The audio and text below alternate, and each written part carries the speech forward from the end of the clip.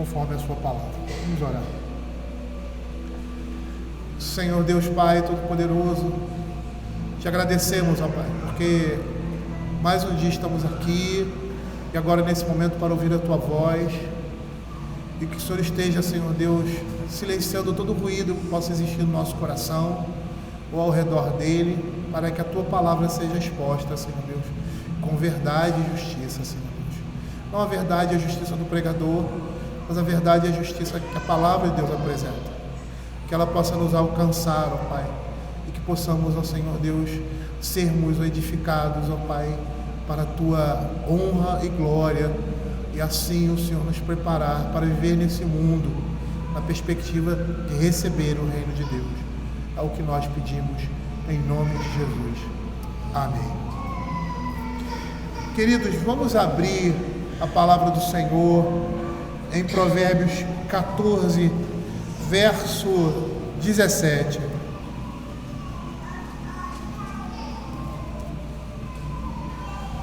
Diz assim a palavra do Senhor: o que presto se ira faz loucuras, e o homem de maus desígnios é odiado. Nós vimos que o tema do capítulo 17 é andando em sabedoria. E dentro desse tema agora, nessa subunidade, dos versos 15 a 32, que são divididos em três partes, 15 a 18 é a primeira parte, 19 a 24, a segunda, de 24 em diante, a terceira parte. O tema dessa parte, do verso 15 ao verso 18, é o contraste das caracterizações da sabedoria e da insensatez, ou seja, os contrastes entre o justo e o ímpio, o que se refere à sabedoria e insensatez, e a oposição do comportamento ético dos dois. E nós percebemos que aqui o texto bíblico está apresentando determinadas caracterizações, ou seja, o caráter, dizendo que o caráter de uma pessoa, do justo, vai necessariamente redundar em um comportamento que seja compatível com esse caráter. E em especial o verso 17, ele vai explorar o tema da loucura, na combinação que ele faz aqui entre esses dois paralelos. O que presto se ira faz loucuras, e o homem de maus desígnios é odiado. O autor sagrado aqui, ele está advertindo acerca de uma pessoa irritável, que age impetuosamente, e um intrigante que calcula maneiras de alcançar seu objetivo malévolo e executa seu plano deliberadamente. Eu vou até adiantar aqui, que é interessante que esse verso aqui, como os outros versos, ele não faz uma diferenciação entre o justo e o ímpio, apesar dele estar dentro desse contexto, mas ele faz uma antítese, uma oposição entre dois comportamentos ímpios. E a antítese mostrada aí, a oposição que é comum aqui, o justo e o ímpio, o comportamento do justo, o comportamento do ímpio, vai estar no comportamento dos dois também. Mas todos os dois comportamentos são caminhos que o jovem deveria evitar, que o crente deveria evitar. Então o verso 17 da sua primeira parte diz assim: o que presto se ira faz loucuras, e o homem de maus desígnios é odiado. O que presto se ira faz loucuras. A palavra aqui no original é katzer. Ela vai descrever alguém que facilmente se ira, que literalmente seria, e essa expressão, até no português, presto, curto de espírito, alguém de ânimo precipitado, essa é a ideia, impaciente, alguém que facilmente se ira, por isso ele se encoleriza, ele fica com raiva muito fácil. A ideia aqui é de uma pessoa irritável, impaciente, e que por causa disso ela comete loucura, ela se faz rápida, ligeira, está pronta, disposta a cometer um desatino. Por causa dessa sua impaciência, por causa desse estado colérico que lhe caracteriza.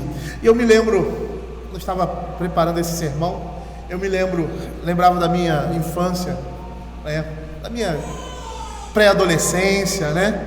Eu acho que não sou diferente de muitos aí, e que às vezes a gente, o grupinho lá da escola ou da rua, né, dos colegas, né, a gente ficava implicando com determinadas crianças, colegas que se irritavam fácil.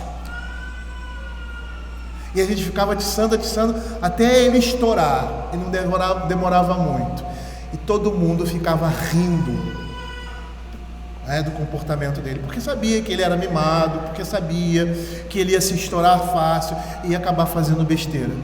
E aí os colegas ficavam rindo da cara dele por causa da atitude precipitada, do ânimo irritável de uma pessoa que não sabia se controlar. É lógico que esse comportamento é errado, né, meninos? Principalmente meninos pequenos. Mas uma pessoa assim, ela é alvo, né, dos outros, é alvo da sociedade, por causa do seu comportamento. E por causa disso, por causa dessa falta de moderação, dessa falta de controle, as consequências vêm cometendo loucuras, como o texto está dizendo aqui. E aqui nós estamos vendo a consequência daqueles que são coléricos, daqueles que são impacientes, porque eles cometem loucura. Provérbios 29, 22 diz assim: o iracundo levanta contendas e o furioso multiplica as transgressões. Uma pessoa impaciente, uma pessoa que se irrita fácil, é aquela pessoa que peca fácil, é aquela pessoa que comete desatinos constantemente, porque não sabe se controlar. E é interessante nós percebermos aqui, e eu não queria adiantar isso, né, o que significa loucuras. A palavra loucura aqui, ou estultícia também, é um substantivo coletivo que indica vários atos específicos de insolência moral. E esse é um termo que está diretamente ligado ao caráter do insensato. É o tema dessa subunidade. O caráter de uma pessoa determina aquilo que ela faz. Então o insensato é aquele que é estulto, é aquele que comete desatinos. E por que no contexto aqui? Porque é uma pessoa impaciente, porque é uma pessoa de ânimo precipitado. Veja o que Provérbios capítulo 5 verso 23 vai dizer: ele morrerá pela falta de disciplina, o controle, e pela sua muita loucura, perdido, cambaleia. Veja o que Provérbios capítulo 14, verso 1 e 8 vai falar, no contexto do que nós estamos trabalhando aqui. A mulher sábia edifica a sua casa, mas a insensata com as próprias mãos a derruba. Ou seja, a insensatez de uma mulher que deveria ser o esteio de uma casa, que a destrói pela sua insensatez, pela sua loucura. Veja o verso 8: a sabedoria do prudente é entender o seu próprio caminho, mas a estultícia, a loucura dos insensatos é enganadora. Essa construção estultícia dos insensatos mostra que é uma característica deles, mostra que aquilo pertence a eles. E aqui o texto está dizendo que o homem que se ira rapidamente, age loucamente e fará coisas que poderá se arrepender mais tarde. E aí Provérbios, nesse mesmo capítulo, lá no verso 29, vai dizer assim: o longânimo é grande em entendimento. Ou seja, uma pessoa que demora a se irar, demora a se aborrecer, ou demora a expressar a sua indignação. É uma pessoa paciente. O longânimo é grande em entendimento. seja, a longanimidade demonstra sabedoria, demonstra entendimento, mas o de ânimo precipitado, é a mesma expressão que está aqui, presto, exalta a loucura. Ou seja, na paciência demonstrando sabedoria, entendimento, mas na precipitação, na falta de paciência, no ânimo precipitado, a loucura, o desatino é apresentada, a insolência moral. E por representar isso, ou seja, a loucura, aqui dizer que apontar para esses atos de insolência moral, essa insolência moral leva em geral a rebelião contra Deus. E aí nesse capítulo nós estamos vendo que a insensatez de alguém que se ira rapidamente vai ser contrastada no verso 29 com o grande entendimento de alguém que demora para se irar. É interessante se nós vamos filosofar em cima desse grande entendimento que uma pessoa tem para ser paciente. Vamos dar uma filosofada aí. Quem é assim conosco? Quem age de longanimidade conosco? Deus age assim.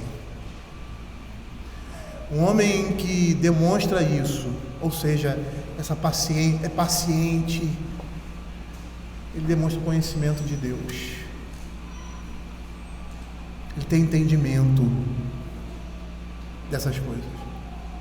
Entende que se agir precipitadamente, se der vazão à sua ira, ele vai agir de forma desmedida. Ele não vai conseguir se controlar. É mais ou menos como aquele texto da mulher adúltera, que diz que quem toca fogo, quem mexe com fogo acha que não vai queimar as suas vestes. Se engana profundamente. Porque quando nós nos lançamos na tentação, e não ser paciente, é você se lançar na tentação. Não tem volta. Você vai cair. Esse verso aqui, no verso 17, esse homem aqui, esse que é de ânimo precipitado, esse homem que é impaciente, ele é descrito como indisciplinado e descontrolável. Sua cólera é imprevisível e impetuosa, obscurecendo o seu entendimento e o privando de todo o senso de proporção. Eu conheço pais que são assim com seus filhos. Imprevisíveis. Imprevisível. Está num dia bom, se está num dia mau, a coisa desanda. A cólera é imprevisível, você não sabe medir, e ela obscurece o entendimento, privando, isso é interessante, senso de proporção, senso de justiça. Por isso lá no verso 22 do capítulo 29 de Provérbios já foi citado: o iracundo levanta contento, o furioso multiplica as suas transgressões, porque ele perde o senso, o bom senso, o senso de proporção, o senso de justiça. E aí ele reage diante da sua falta de comedimento de forma exagerada, arruinando as pessoas à sua volta e a si mesmo. Na antiguidade, nos tempos bíblicos, os rabinos ilustravam essa situação usando a imagem de um caldeirão que ferve. E quando o conteúdo do caldeirão ferve, transborda pelos próprios lados. E por que eles faziam isso? Porque eles entendiam, eles consideravam a ira humana de maneira negativa. E por que nós podemos considerar a ira humana de forma negativa? Tem um texto, né, que diz que a ira do homem não produz a justiça divina, né? A Escritura vai nos dizer, vai nos dar algumas características dessa ira humana. Eu gostaria que os irmãos acompanhassem comigo essa descrição. A ira humana é cruel. Provérbios capítulo 27, verso 4. Cruel aí seria intransigente, implacável, que não transige, inflexível, intolerante. A ira humana, ela é intolerante, ela não é flexível. Às vezes nós falamos assim, olha, você precisa ter um jogo de cintura. É uma linguagem mais... diante dessas situações, a ira humana é cruel. Provérbios 27, verso 4. Cruel é o furor e impetuosa a ira, mas quem pode resistir à inveja? 3 males aí, né? Cruel e impetuosa, a ira humana. Então, esse aí já seria um bom motivo, né? Como Paulo fala, longe de vós da ira e cólera, né? Um bom motivo para sermos longânimos, para sermos um pouco mais pacientes, porque na nossa falta de paciência, na nossa precipitação, nós seremos cruéis. Mas a ira humana também, ela produz contenda, ela produz divisão, ela produz briga. Veja o que Provérbios capítulo 30, verso 33 vai dizer: porque o bater do leite produz manteiga, e o torcer do nariz produz sangue, e o assolar a ira produz contendas. Rixas, brigas e contendas são frutos da ira. E por isso a Escritura vai dizer que ela precisa ser apaziguada. O livro de Provérbios vai nos mostrar isso. Eu gostava muito de citar esse texto lá em Provérbios capítulo 15, 1 para os meus filhos, porque eles puxaram o pai, principalmente os 2 mais velhos, e aí eu tinha necessidade de citar esse texto consequentemente para eles, e me via neles muitas vezes. Provérbios 15, 1 diz assim: a resposta branda desvia o furor, mas a palavra dura suscita a ira. Ira suscitando mais ira, ira suscitando contenda. Veja o que Provérbios capítulo 29, verso 8 vai dizer, 8 e 11. Os homens escarnecedores alvoroçam a cidade, mas os sábios desviam a ira. Verso 11: o insensato expande toda a sua ira, mas o sábio afinal lhe a reprime. Muitas vezes a nossa ira, ela está, vamos dizer assim, acobertada por um sinônimo, ao nosso ver, de justiça. Mas são 2 coisas incongruentes: a ira pecaminosa, o ânimo precipitado, com esse outro, com a justiça. Certo comentarista diz assim a respeito disso: o ideal da sabedoria é o homem calmo, que não peca quando se ira. Lá no Salmo 37, verso 8, diz assim: deixa a ira, abandona o furor, não te impacientes, certamente isso acabará mal. É engraçado porque eu tenho alguns exemplos na família de pessoas muito pacientes, E eu acho que peguei esses dois lados, né, na família. Mas é muito interessante que aquilo que a gente tem de bom é como trapo de imundícia. Por quê? Porque essas pessoas impacientes, quando elas se iram, elas se tornam piores do que aqueles que são de ânimo precipitado. Por isso que precisamos controlar a nossa impaciência. Eu falo como pai, né? Isso é muito comum. Às vezes no trabalho, na rua, né? A gente é um pouco mais tolerante, porque a gente cumpre um papel social, né?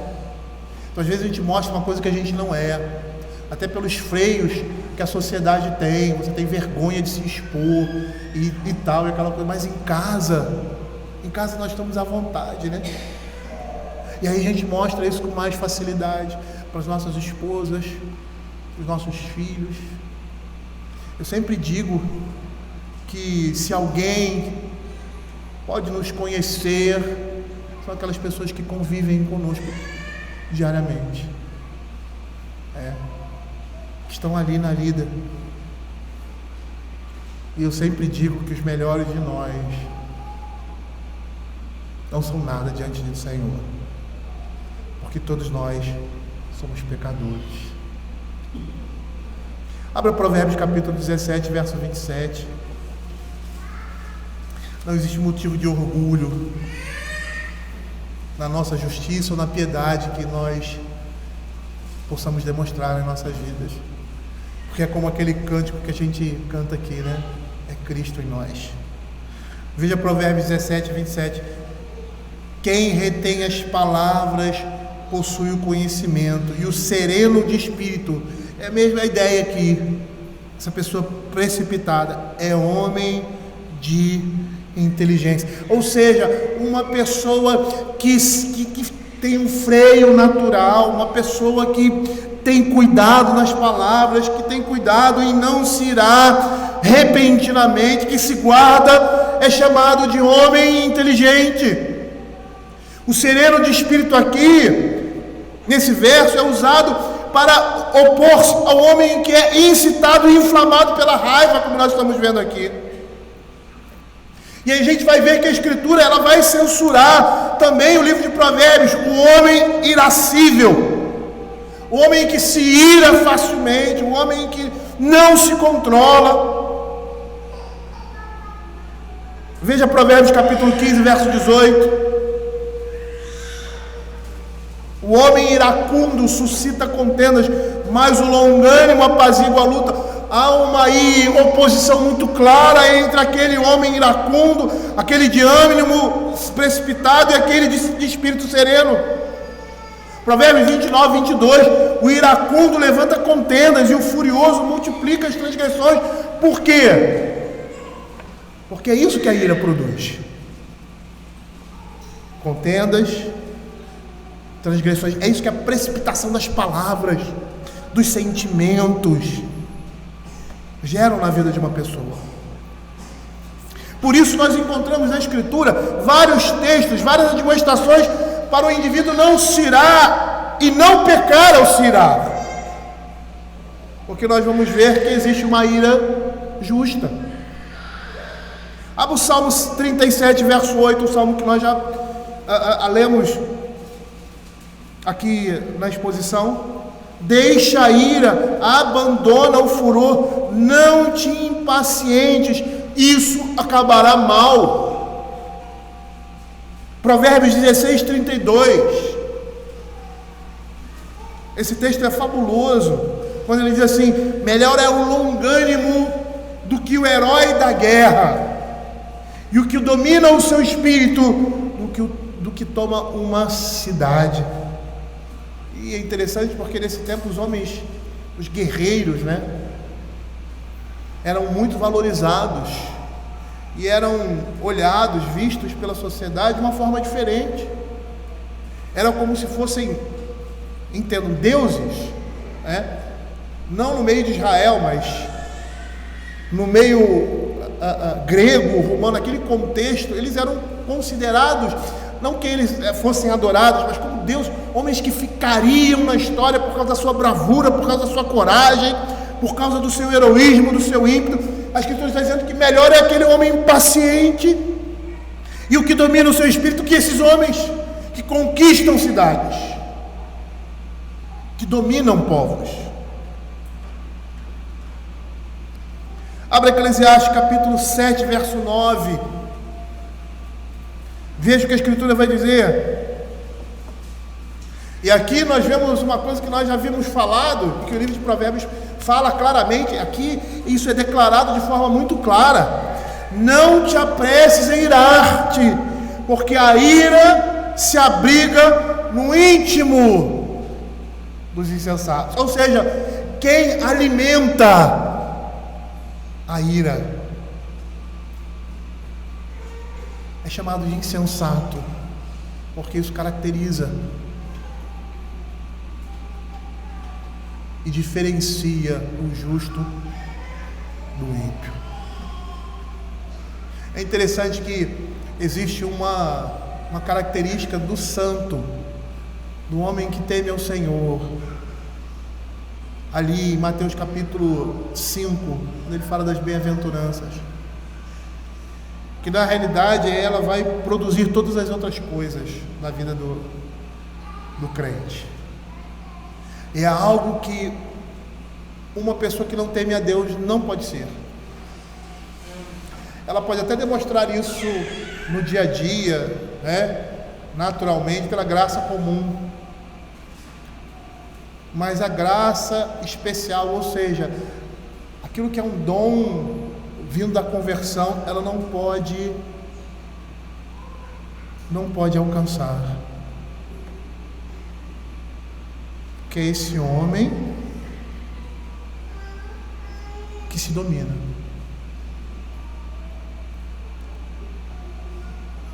É um homem que é longânimo de verdade. Isso não pode ser limitado de forma alguma, porque da mesma forma que a ira faz parte do caráter de um homem insensato, a paciência, a longanimidade, o domínio próprio é um fruto do Espírito. Veja o que Jó capítulo 36, verso 18 vai dizer. Jó 36, 18: guarda-te, pois, de que a ira não te induza a escarnecer, nem te desvie a grande quantia do resgate. Porque a ira vai produzir essas coisas. Porque é uma característica de um homem desprovido da graça de Deus. E o que vai gerar isso na vida desse homem, que é completamente contrário a esse comportamento, é a pobreza de espírito, ou seja, a humildade.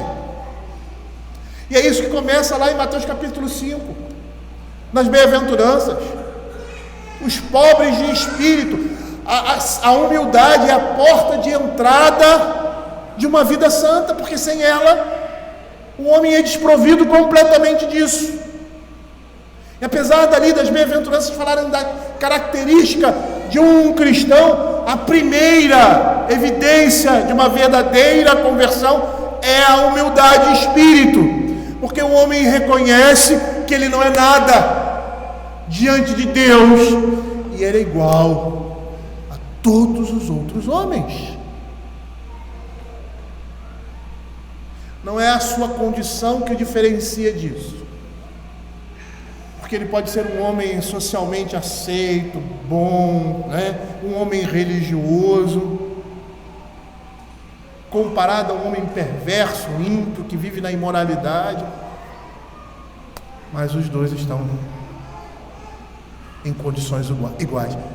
É a mesma natureza. Se Deus não transformar a vida de um homem, ele não pode não ser nada daquilo que aquele homem representa pela graça comum, mas é um desgraçado, porque desconhece a Deus e vive na impiedade do mesmo jeito, não da mesma, com os mesmos procedimentos e comportamentos, mas a sua religiosidade, a sua justiça, né? O seu trato social bem ajustado não vale de nada. É pecado no seu coração. E além de a ira ser um retrato da insensatez e da tolice, ela é perigosa. Por que ela é perigosa? Por causa da nossa condição. Por que eu estou dizendo isso? Porque existe uma ira que é justa. Até mesmo essa ira justa para nós é perigosa, por causa da nossa condição. Abre Efésios capítulo 4, verso 26. Veja aqui o que o apóstolo Paulo está dizendo: irai-vos e não pequeis, não se põe o sol sobre a vossa ira. Então perceba aqui que existe uma ira e uma indignação que são justas, né? Às vezes você vê, eu me vejo muito assim, às vezes eu vejo determinadas coisas na televisão que estão acontecendo pelo mundo e aquilo me dá uma indignação, né? Me dá um ódio. E aí logo depois daquilo, o que acontece? Meu juízo. E ele é implacável. E aí aquilo que seria uma ira justa gera um pecado no meu coração. Até mesmo essa ira é perigosa. Por isso ele diz: se é uma ira justa, não permita que ela permaneça por muito tempo. Por quê? Porque ela vai redundar em pecado. Nem toda ira, isso não quer dizer que nem toda ira seja pecado. A ira em si necessariamente não é pecaminosa, ou pode não ser pecaminosa, e muitas vezes na Escritura ela é atribuída a Deus e a Cristo, como por exemplo 1 Reis 11:9, não precisa abrir não, quando o Senhor fala ali de Salomão, pelo que o Senhor se indignou, se irou contra Salomão, pois desviaram o seu coração do Senhor, Deus de Israel, que 2 vezes lhe aparecera. A ira que é demonstrada pelo Filho, que assenta no seu trono, lá no Salmo 2, verso 12, beijai o Filho para que não se irrite, não se ire, né? E não pereçais no caminho, porque dentro em pouco se lhe inflamará a ira. Bem-aventurados que nele se refugiam. É interessante nós percebermos, né, no momento em que nós vivemos, que a gente poderia usar esse tipo de comportamento, ou seja, de justa indignação contra o nosso pecado. Não só o nosso, mas contra todo tipo de pecado. E quanto mais exercemos essa ira contra o nosso pecado, melhor será. Mas muitas vezes não é assim. Nós amamos o nosso pecado, nós trabalhamos, nós ficamos brincando com ele.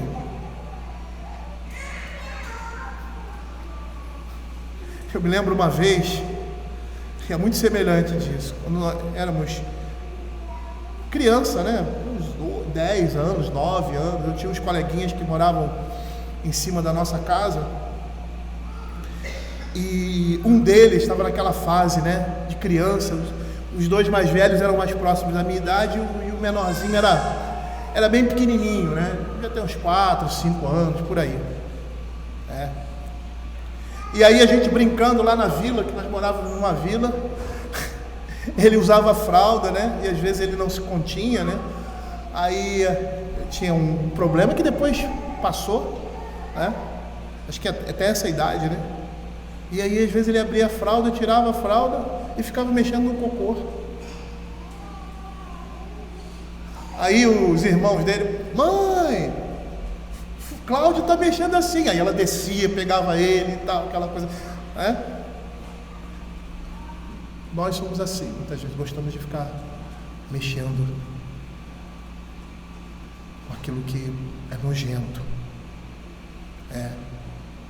Às vezes estamos tão assim afeitos, né, a esse tipo de pecado na nossa vida, que a gente fica brincando com isso, como essa criança.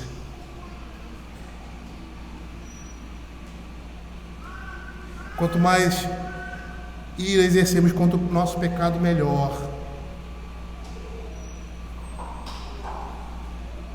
Por outro lado, a gente percebe que a ira, especialmente em relação ao próximo, facilmente vai se degenerar em ódio e ressentimento. E há uma dificuldade que a gente não consegue somatizar, algo que a gente não consegue esquematizar. É amar o pecador e ao mesmo tempo odiar o seu pecado.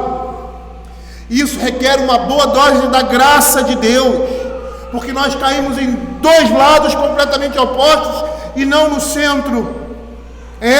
Porque ou caímos numa situação como essa, de amar o pecador e ao mesmo tempo odiar o pecado, ou caímos na passividade, por termos apego emocional àquela pessoa, e aí fazemos vista grossa, ou então desprezamos e guardamos rancor dela. Por isso o apóstolo Paulo aqui vai dizer, e é o que Provérbios está dizendo nas entrelinhas: não se põe o sol sobre a sua ira, ou seja, perdoe. Por quê? Porque a ira pode se degenerar em ressentimento e rancor.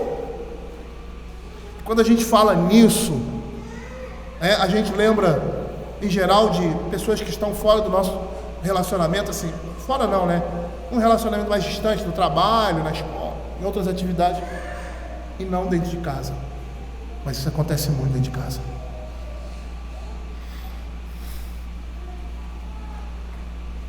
E geralmente isso gera ressentimento, rancor, um estado de ânimo amargurado, com um semblante fechado, é sinal de ódio e de alguém que não perdoa. E segundo o apóstolo Paulo, o dia não deve terminar assim. Não se põe o sol sobre a vossa ira, antes que desponte o dia e comece outro. O perdão genuíno deve não só haver transbordado o coração, mas deve ser tanto quanto possível manifestado abertamente, de modo que o seu próximo possa ter benefícios com essa preciosa bênção. E o que é interessante nesse contexto de Paulo, aqui nesse pano de fundo de Provérbios, que ele diz assim: não se põe o sol sobre a vossa ira, nem deis lugar ao diabo. Uma coisa está ligada à outra.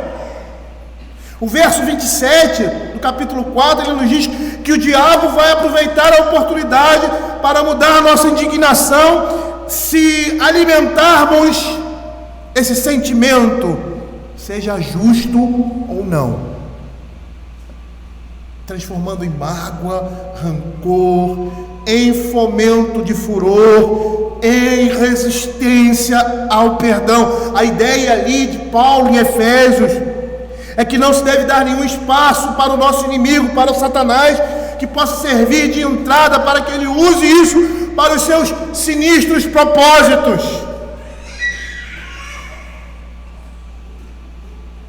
A ira caracteriza um homem insensato, um homem irracional e um malfeitor na Escritura.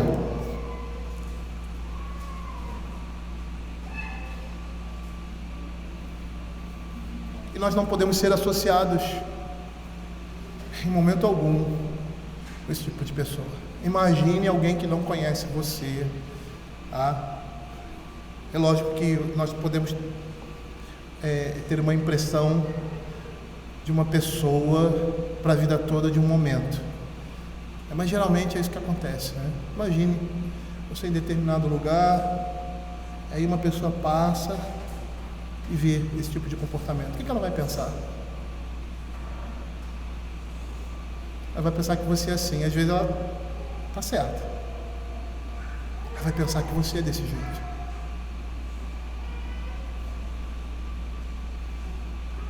Veja o que Provérbios fala a respeito disso, essa caracterização de pessoas que agem assim, são impacientes, expressam a sua indignação sem freio, Provérbios capítulo 29, verso 11. A ira caracteriza um homem insensato, um homem irracional, e caracteriza aqueles que são malfeitores, bandidos.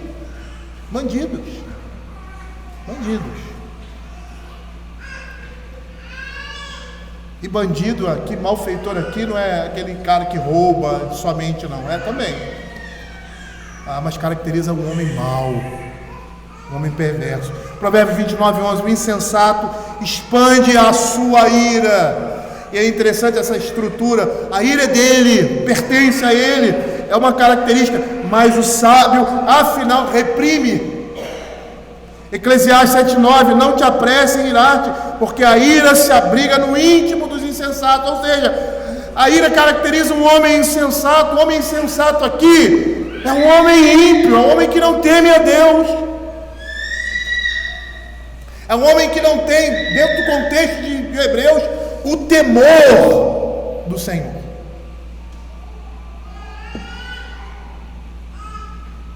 Eclesiastes 7:9, Jó 5:2, porque a ira do louco destrói, o zelo do tolo mata. Ou seja, o zelo do tolo é a sua ira, é a sua loucura,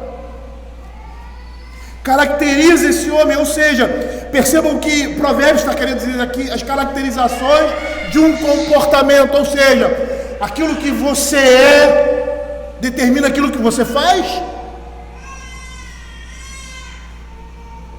Simon Kistemaker, ele diz o seguinte: um homem irado ouve a voz do maligno e não a voz de Deus. E aí Matthew Henry,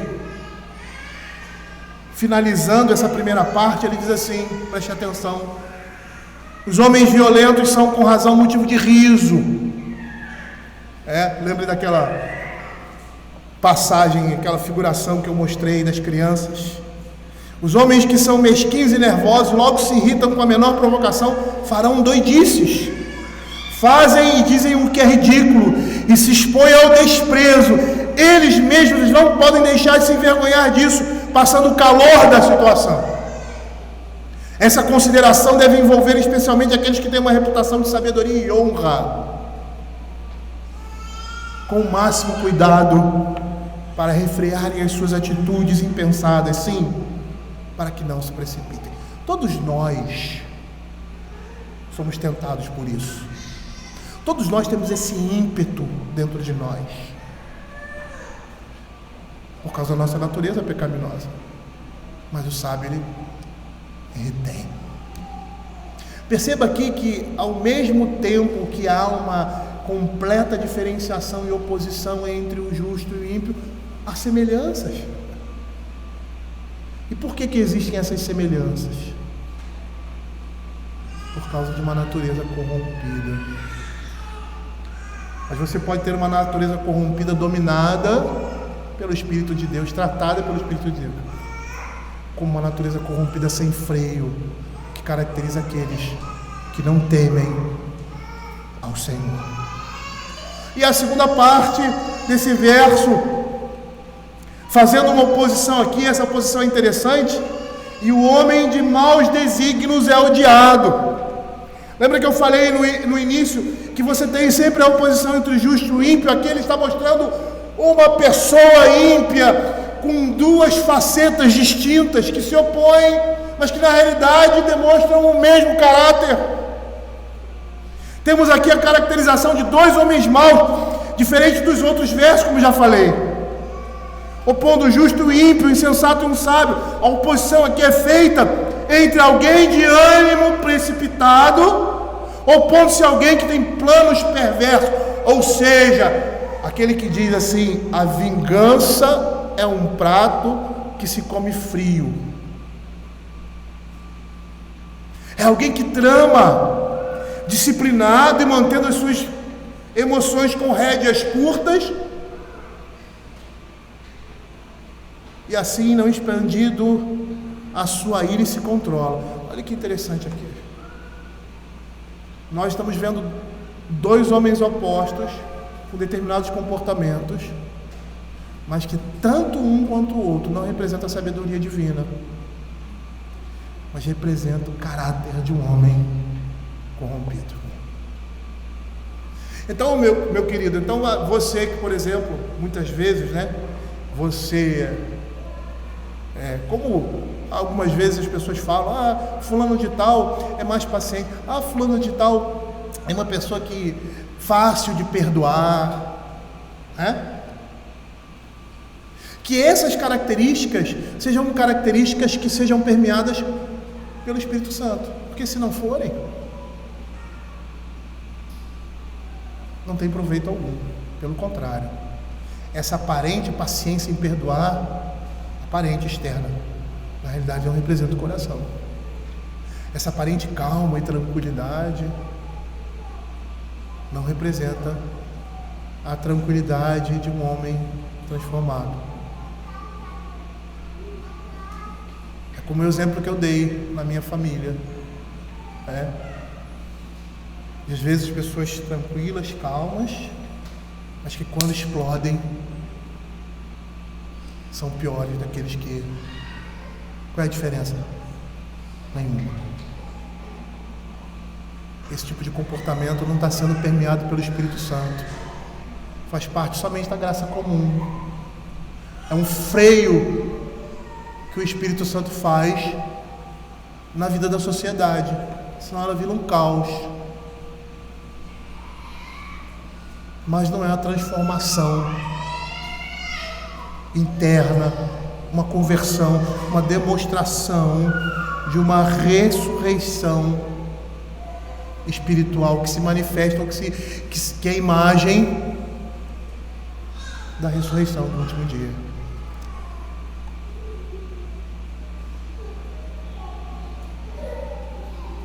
E aqui nós vamos perceber alguém que trama, sendo disciplinado, mantém as suas emoções, a sua tranquilidade, olha como é fruto de uma perversidade, determina que ele pense claramente de antemão e haja racionalmente, ou seja, a sangue frio, para prejudicar outros e beneficiar a si próprio. O primeiro tipo erra abertamente, claramente. O segundo erra secreta e indiretamente. Os dois são pessoas antissociais. É o colérico e aquele de sangue frio, o calculista. Ambos são insensatos porque estão prejudicando os outros e estão prejudicando a sua própria alma. E nós temos retratos disso na Escritura. Abra Isaías 32:7. Veja o que ele vai dizer. Ele vai mostrar esse retrato desse homem aqui, desse segundo homem. Também as armas do fraudulento são mais. Ele maquina intrigas para arruinar os desvalidos com palavras falsas, ainda quando a causa do pobre é justa, mas o nobre projeta coisas nobres e na sua nobreza perseverará. Jeremias, capítulo 5, versos 26 a 29, diz assim: porque entre o meu povo se acham perversos, cada um anda espiando como espreitam os passarinhos, como eles dispõem armaduras e prendem os homens. Com uma gaiola cheia de pássaros são as suas casas cheias de fraude. Por isso se tornaram poderosos e enriqueceram. Engordam, tornam-se nédios, ultrapassam até os feitos dos malignos. Não defendem a causa dos órfãos, para que prosperem, nem julguem direito dos necessitados. Não castigaria eu essas coisas, diz o Senhor? Não me vingaria eu de nação como esta? É aquele memezinho que eu gosto de passar aí no grupo da igreja. Tem uns memezinhos bem legais, né? Do rapaz que bate nas costas, assim no colega, daqui a pouco faz aquele olhar maldoso.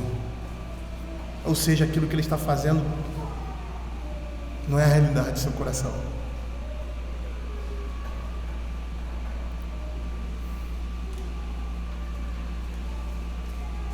Um exemplo dessa frieza calculista para prejudicar outros é o caso de Amã contra Mordecai. Às vezes a gente vê isso nos filmes, né? Como a gente torce para que aquele homem que está sendo injustiçado no final receba justiça.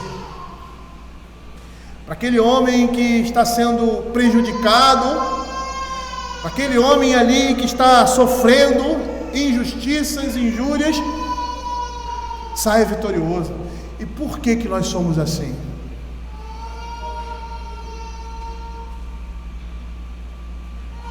Porque essa é a lei da natureza.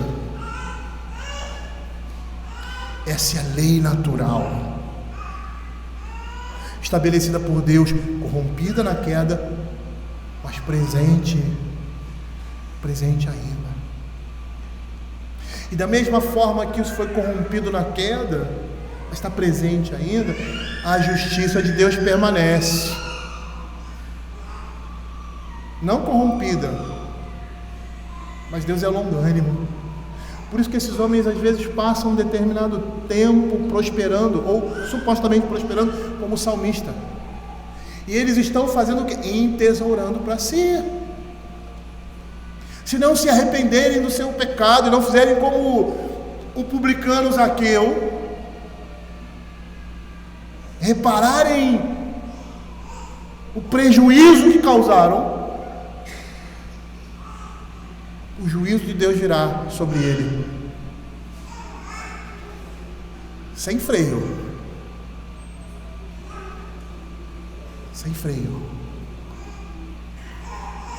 e com certeza virá nesse mundo.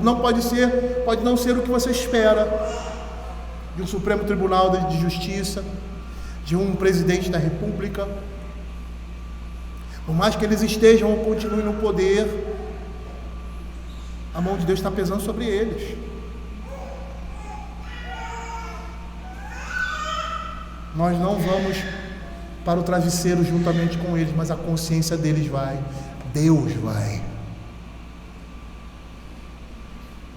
E num determinado momento, o juízo cabal de todas as coisas vai alcançá-lo de forma irreparável.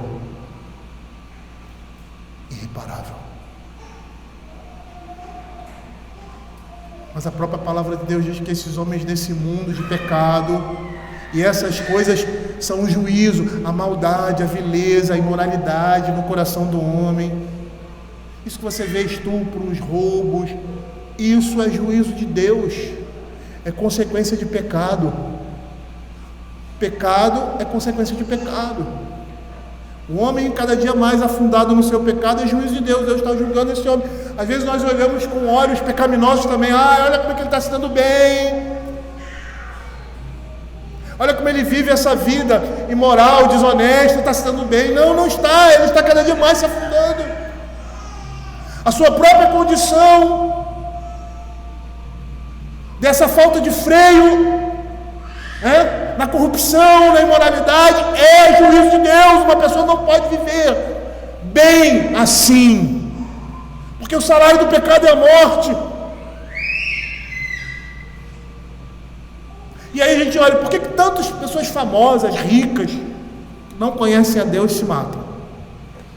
Tem tudo aí, a gente de vez em quando fala, o cara tinha tudo, tinha uma família, tal, dinheiro. A gente pensa que dinheiro é tudo na vida de uma pessoa.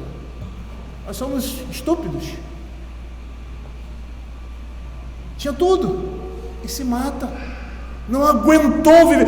O suicídio é o desespero de uma pessoa que não tem Deus, é a ausência completa de qualquer sentimento de auxílio e proteção da parte de Deus.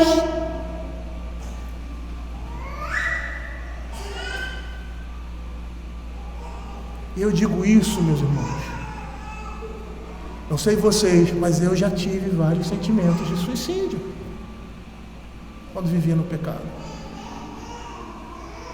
Mas eu dizia que eu era muito covarde para tentar me matar. E aí, como eu fazia isso? Fazendo coisas perigosas, tomando determinadas atitudes que poderiam me levar a consequências, sem pensar. E por que um homem age assim? Porque ele está desprovido de qualquer sentimento de paternidade para com Deus.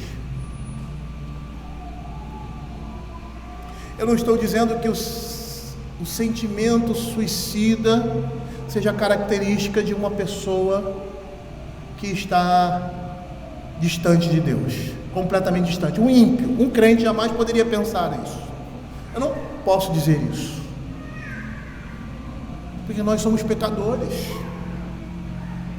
Mas esse tipo de sentimento na vida de um crente mostra fraqueza, mostra o afastamento de Deus. Esses, ao meu ver, nunca chegarão nessa situação de tirarem a própria vida, porque eles lançam sobre si o cuidado e o sustento na mão do Senhor. Senhor, livra minha alma.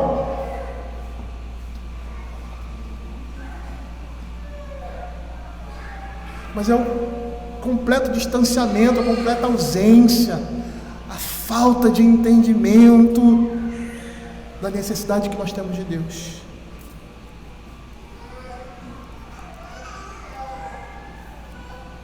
Mas essas pessoas calculistas aqui, né? Elas agem assim friamente.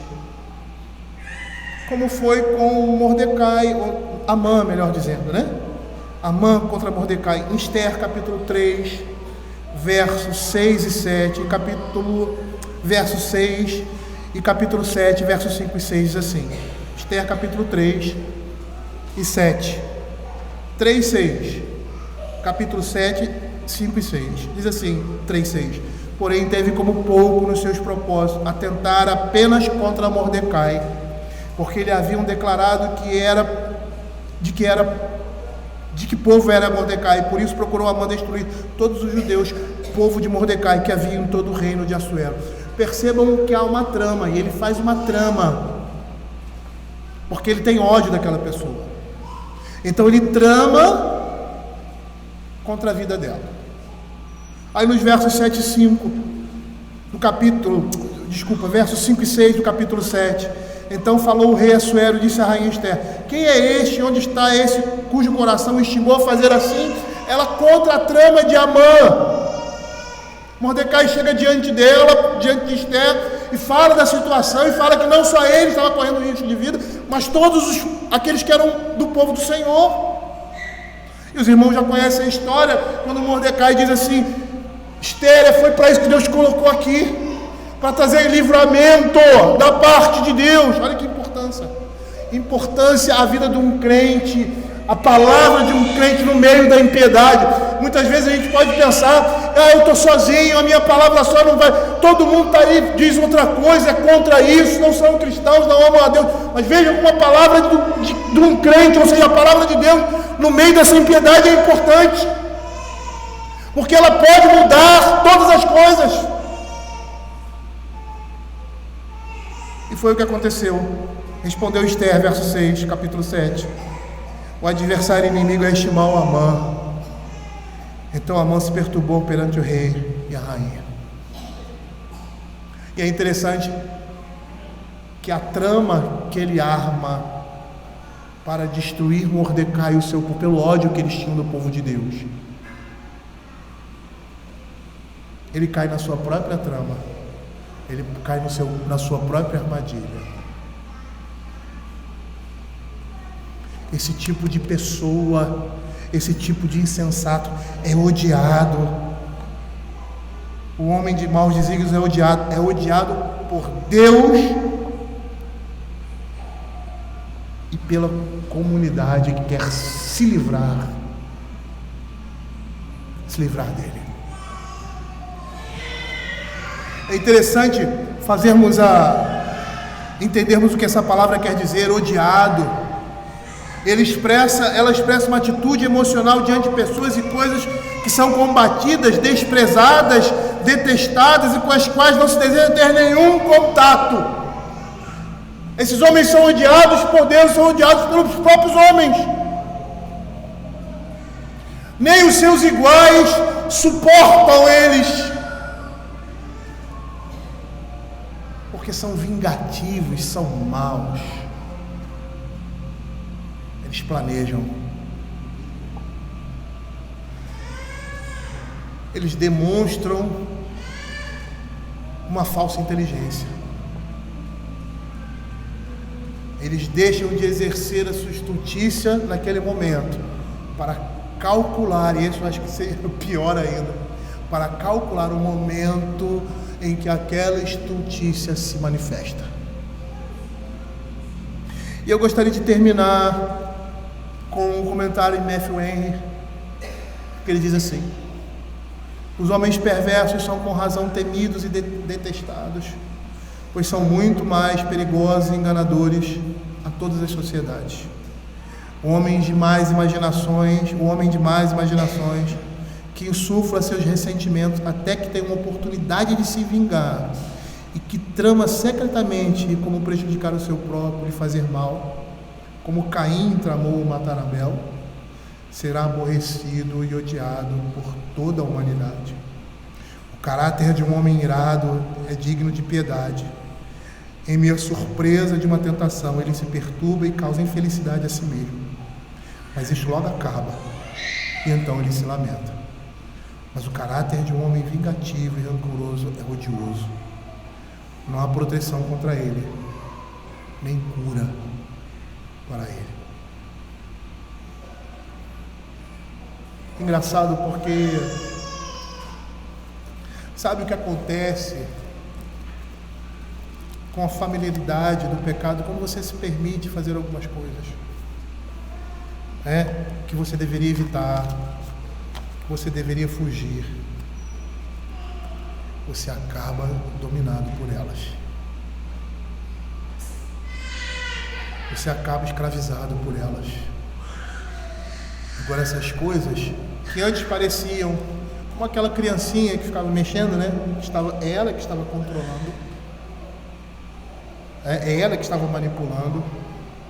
Na realidade, quando nós nos entregamos a isso, quando nós não freamos esses tipos de sentimentos, eles passam a ser senhores da nossa vida e passam a ditar o que a gente faz. Antes você achava que você era controlava isso. Em uma determinada situação de prazer, você se indignava, você pecava. Agora se inverteu a situação. Ela dominou você e você se torna escravo dela. É assim com todo pecado que não é freado. Ele escraviza o homem. Mas não pode ser assim conosco. E aí por isso que ele vai, no final dessa sessão, ele vai dizer assim: os simples herdam a estultícia. Essa é a herança. Mas os prudentes se coroam, se adornam, se vestem de conhecimento. Vamos orar, vamos. Medite sobre tudo que nós falamos aqui. Vamos orar nesse momento. Senhor, queremos te pedir a tua graça, a tua misericórdia para nós, teus filhos. Nós percebemos claramente que a diferença do sábio e do insensato não está necessariamente, no caso aqui, de ter um sentimento de indignação, mas vai se demonstrar em controlar manifestar esse sentimento ou não, mostrando o seu caráter, a sua condição de um homem de natureza pecaminosa, mas controlado pelo Espírito Santo de Deus, ou de um homem de natureza pecaminosa, escravizado pelo pecado, onde a graça de Deus ainda não alcançou. E nós, por termos essa natureza pecaminosa, somos chamados a ser sábios e a se desfazer dessa humanidade que representa a perversidade e o pecado, nos revestindo de uma humanidade celestial, daquela representada por Cristo nas nossas vidas. Que o Senhor tenha misericórdia de nós, ó Pai, e que possamos saber conviver com essa natureza pecaminosa e mortificá-la constantemente em todos os nossos atos. E nós só vamos conseguir isso, Senhor Deus, com a tua graça, com a tua misericórdia, se utilizando das armas que o Senhor tem nos dado, da oração, da pregação da palavra, do socorro que o Senhor nos dá por meio dela, pelo nosso clamor, pelo conhecimento de Cristo, da sua humanidade, da sua varonilidade, da sua perfeição, das suas virtudes que nos foram atribuídas, ó Pai, e lançadas sobre nós, ali na cruz do Calvário. Fica com o teu povo, ó Pai, é o que nós pedimos, em nome de Jesus. Amém.